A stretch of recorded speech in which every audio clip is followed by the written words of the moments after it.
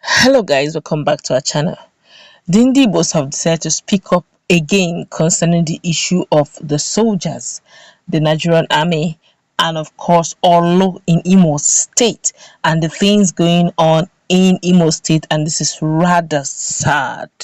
But before we go to the newspaper to find out what it is the Igbos are saying and where their standpoint is and how they are calling out MASSOB, IPOB, and the southeastern governors as well. It is a bomber one. I would like you to subscribe to our channel by clicking on the red subscribe button. Beside it, you will see a bell notification icon. Please go ahead, click on it to get notified as soon as we update our channel on YouTube. Well, the Apex Igbo Socio-Cultural Organization, Ąrḿy, has asked the soldiers in Orlu, Imo State, to vacate the area immediately. The challenge now is which of the Apex group, Ąrḿy right now has so many fractions, but we'll find out which of them anyway.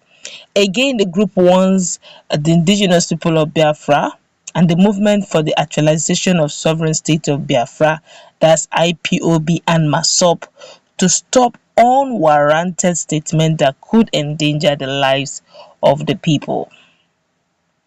The acclaimed President General of the splinter group, you see, there are plenty. This one is a breakout of the region. In fact, I don't even know which one is original again. They have a court case, but let's continue with the news so we can look into this much more. Well, the acclaimed President General of the splinter group, Onyacholam Onora, in a statement on Monday in Oka, called for calm in the area while appealing to soldiers to vacate the town, that's Orlu in Imo State.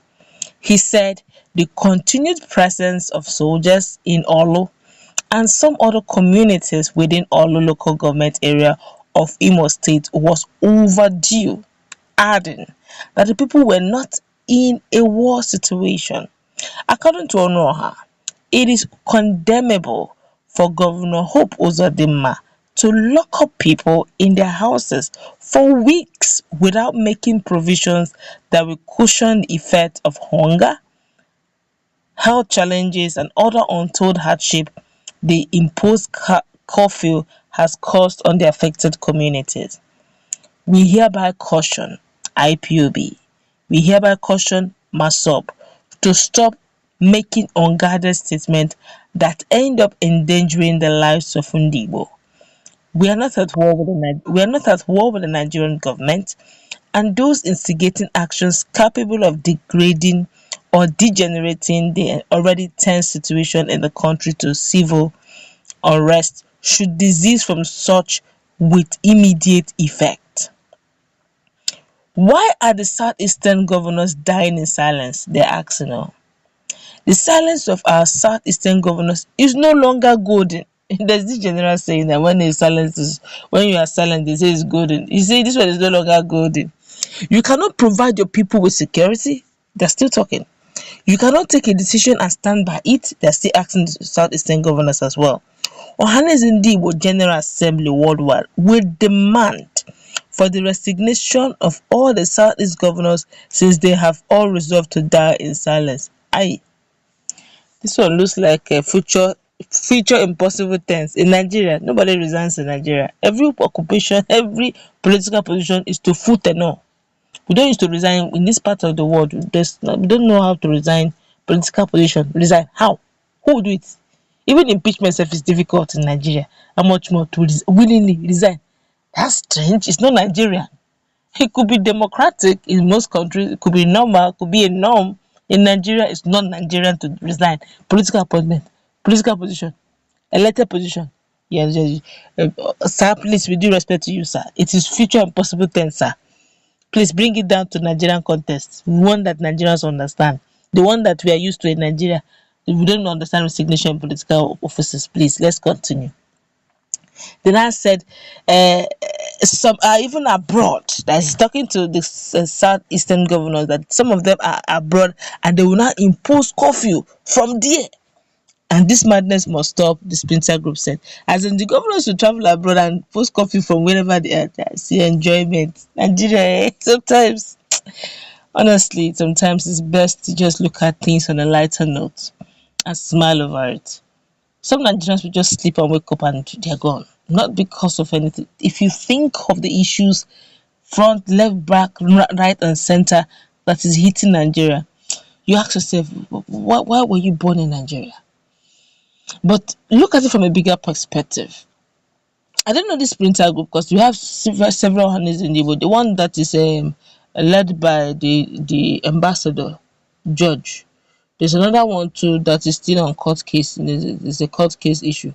I think that's the one that is actually being that's talking right now.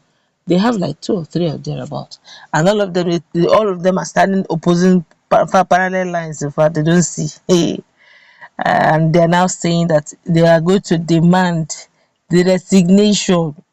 How do you want to do it? Who will impeach them? Is it the state assembly? Is it not the same state assembly in Imo State that they signed one law? I don't know if they've been able to reverse it in Imo State, where the governor can at will, at pleasure, arrest without any judicial activity to it, without question, at pleasure, arrest anybody who dares to do whatever. I saw the process, the state legislature. They said that it was actually at the beginning it was not so, but along the line it was added or not, it has been passed. The bill has been passed. I don't know if they eventually reversed it, but these are the things we're talking about. Is it the same country, the same southeast, where one or two governors will, I don't know how even the state assembly did it, but they left the position with the opposing party they were in, and due to some tips here and there, luring of palliative. That's the word now. Palliative. Let's use that political word. Palliative. Due to palliative, the governors were flashing in the sides of the state lawmakers. They decided to follow the palliative.